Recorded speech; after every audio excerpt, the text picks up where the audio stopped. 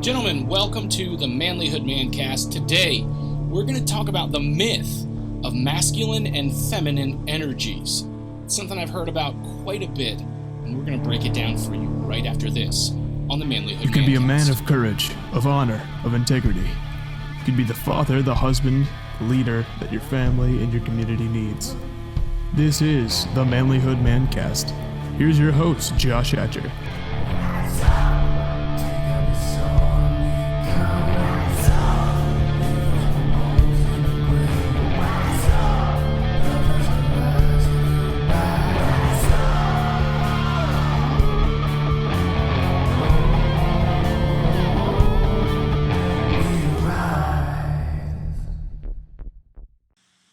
Gentlemen, welcome back to the Manlihood Mancast. I'm your host, Josh Hatcher. And listen, I am so glad that you guys have been listening to the Manlihood Mancast. We have hit a really important milestone for us, which is we've gone past 50,000 listens on our podcast itself. That doesn't include anybody who listens on the YouTube, but on the podcast, that's pretty cool, and it's something that we are excited about. And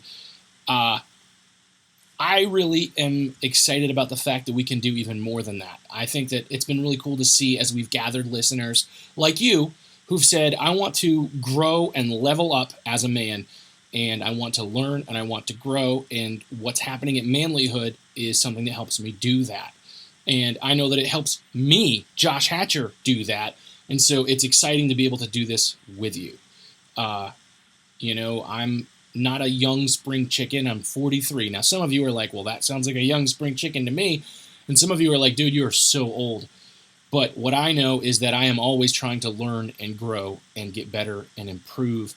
And I have found that the community that is around Manlihood has helped me to do that. The people that are connected with us in the Manlihood Man Cave are men that want to help each other grow and that build each other up. So I am excited that you have been a part of this journey that we're taking together. And if you're not in that group, I encourage you, please go to Facebook, sign up for the group, and we'll be glad to have you there. And, you can hop in there and share what you're struggling with. You can share what your victories are, and we're there to build each other up.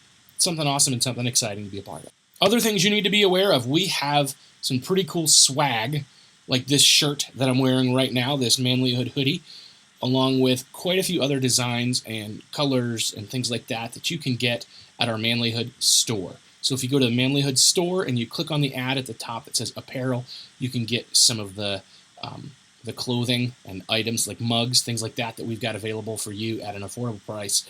We've also got some books and other resources that I've written and put together that you can get there as well. The myth of masculine and feminine energies on the Manlihood Mancast with Josh Hatcher.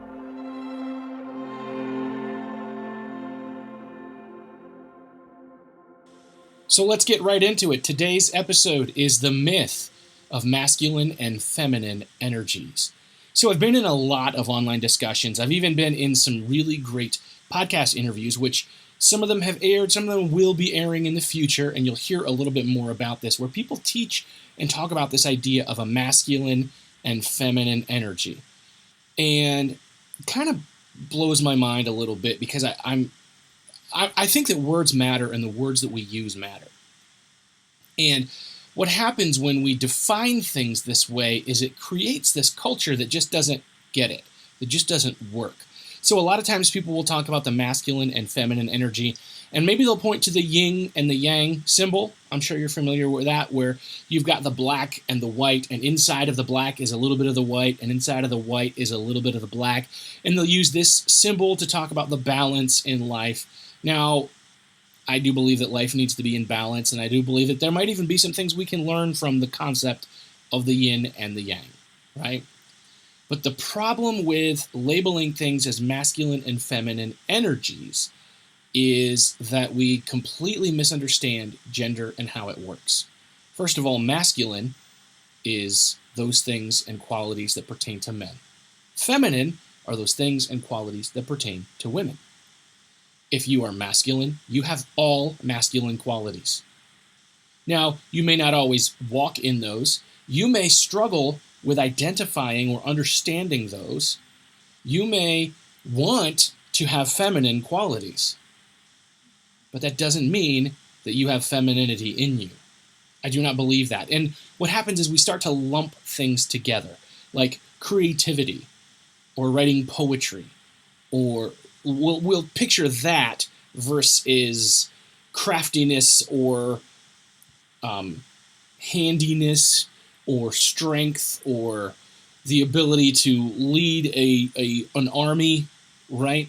And we'll look at maybe being a good cook, and we'll say that that's a feminine energy, or being a good father who nurtures and changes diapers, and we'll say that that's a feminine energy. And guys, that is baloney.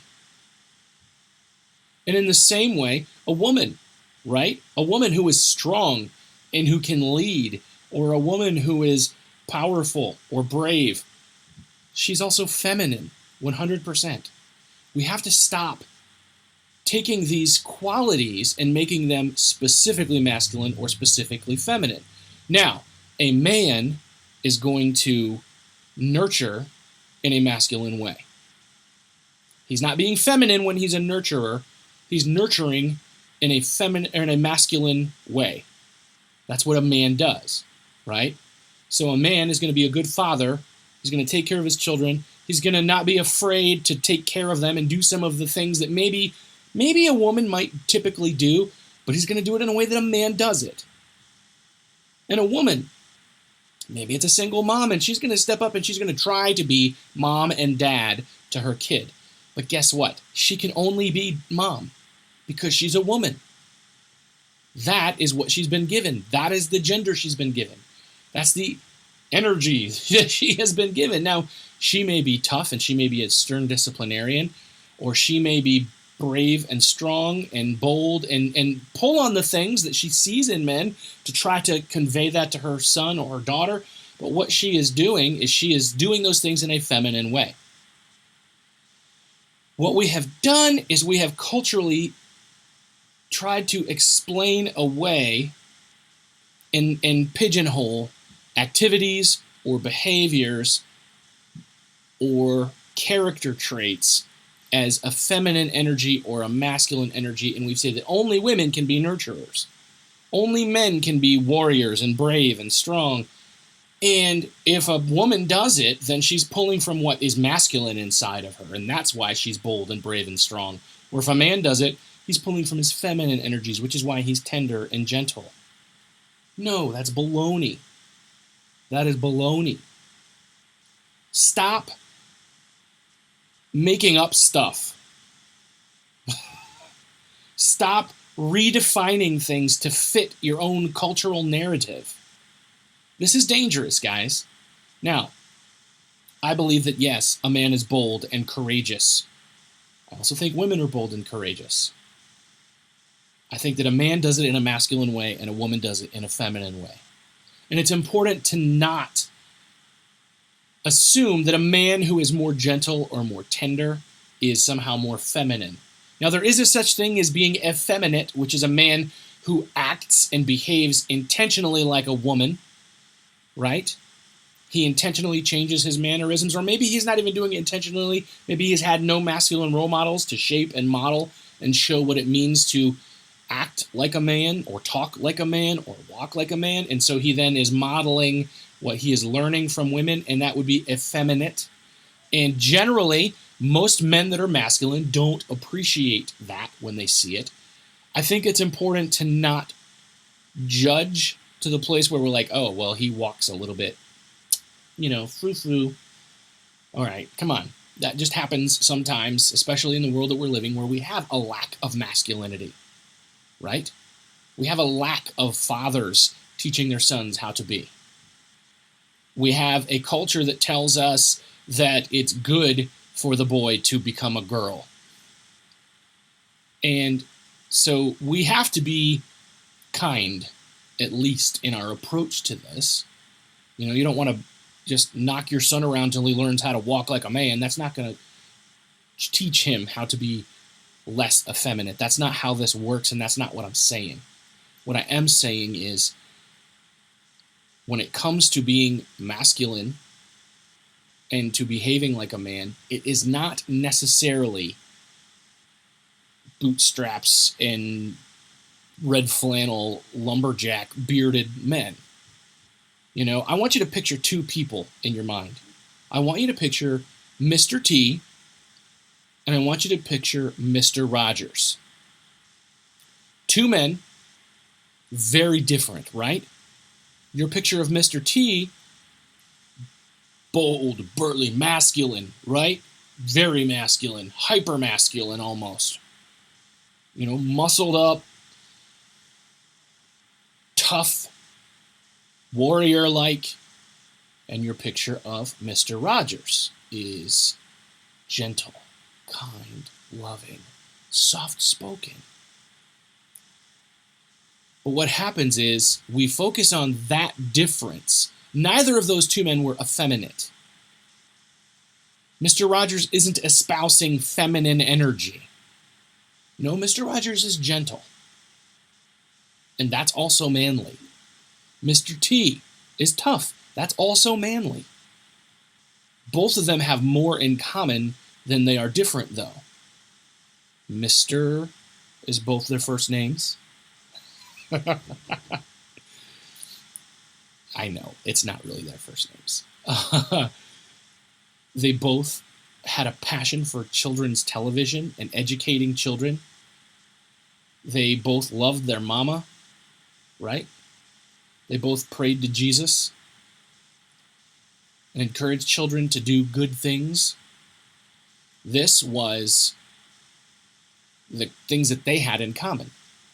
You know, if you watch Mr. Rogers on the Senate floor as he fought to save funding for public television, for children's public television, he fought like a warrior, standing up there boldly, telling Congress that this was something worth spending money on and they needed to stop spending money on stupid things and spend money on this. Whether or not you agree with that, his point was he was bold and he was courageous in his way. These things, both of these men, are masculine. And we have to stop defining things that might not be the ideal Hollywood Lone Ranger John Wayne picture of a man and understand that masculinity itself is broad, okay? There can be a man who might not be as hairy or as muscular or as reckless or as violent as another man, and he's still a good man. And it's not a bad thing. The same is true of women. There might be a woman who is more tomboyish, who likes to climb trees, or who likes to farm. I'm going to tell you what, some of the most feminine women I know are farm girls who could beat the living snot out of any man that I know.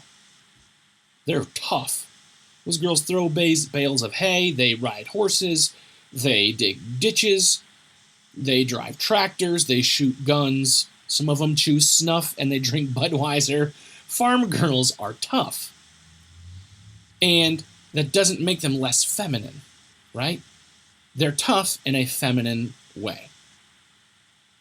I think this is so important to understand and to know and to wrap our brains around because so many men will, well, and women too, so many people these days will paint this picture that somehow you need to get in touch with your feminine side. And by that, they mean you need to be more sensitive.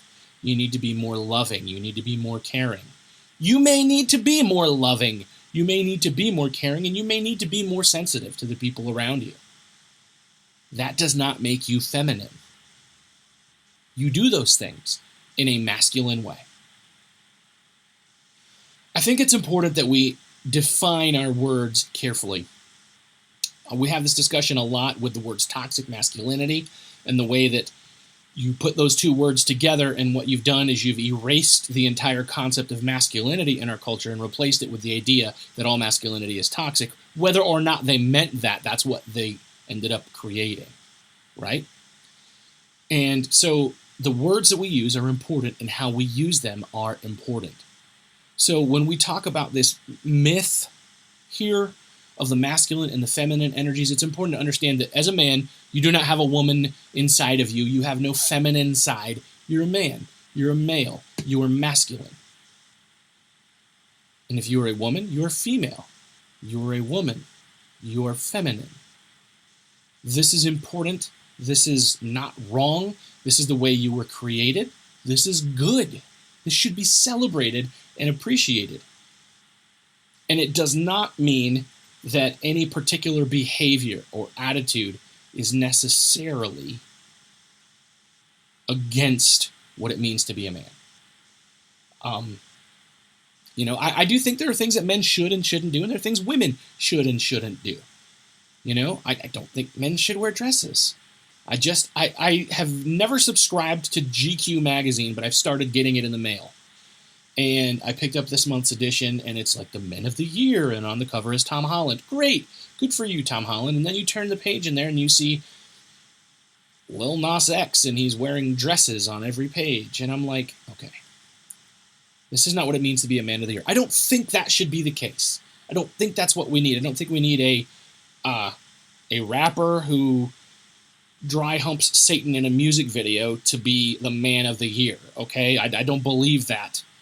Maybe we need to make a Manlihood Man of the Year and start naming our own. What do you think, guys? If you've got nominations for that, why don't you head to the Manlihood Man Cave and tell me, who do you think should be the real Men of the Year this year, guys? Let's do that. Send me an email, mail@joshhatcher.com, and we'll put a list together, and we'll see who you guys think should be Man of the Year. But I'm going to tell you guys, yes, I believe that there are things that men shouldn't do, and things women shouldn't do, and things men should do, and things women should do.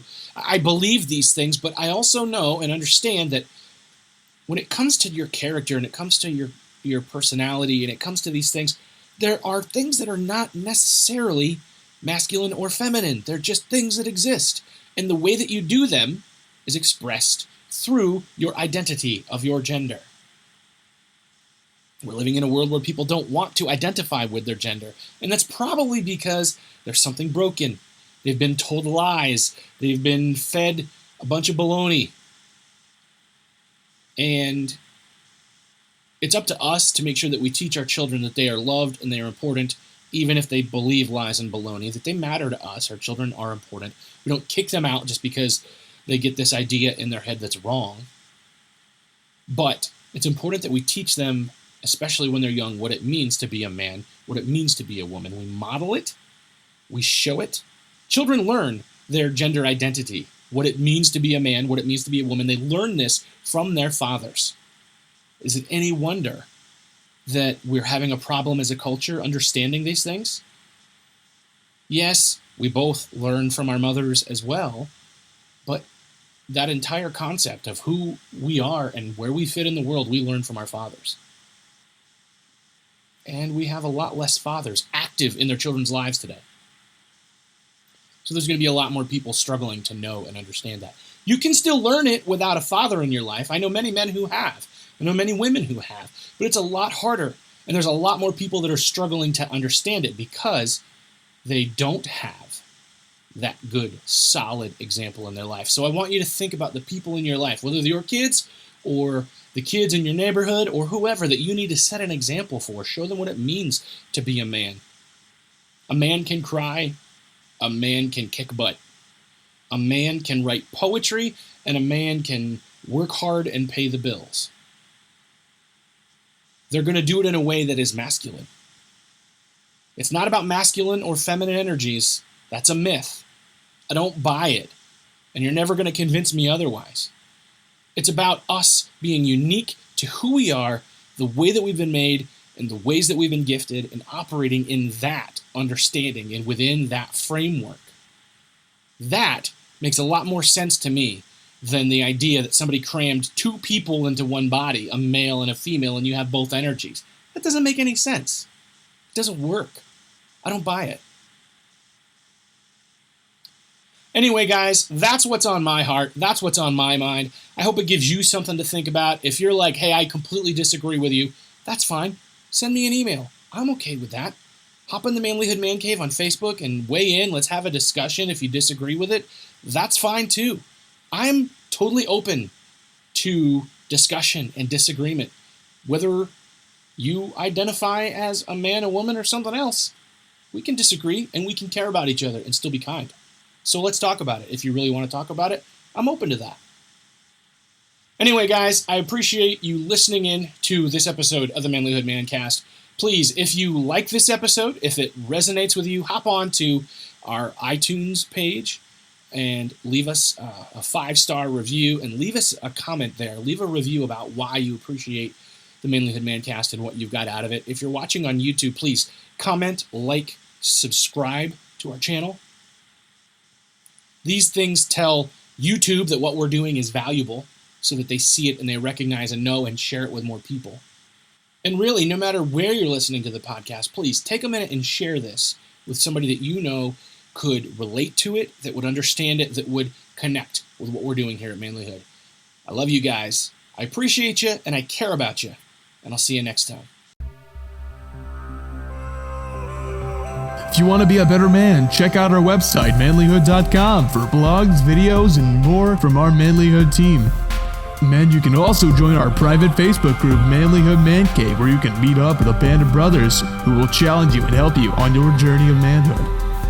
This episode is produced by Hatcher Media for manlihood.com. Be sure to subscribe and leave us a review on iTunes, YouTube, or wherever you're listening to the show. Tune in again for more of the Manlihood Mancast.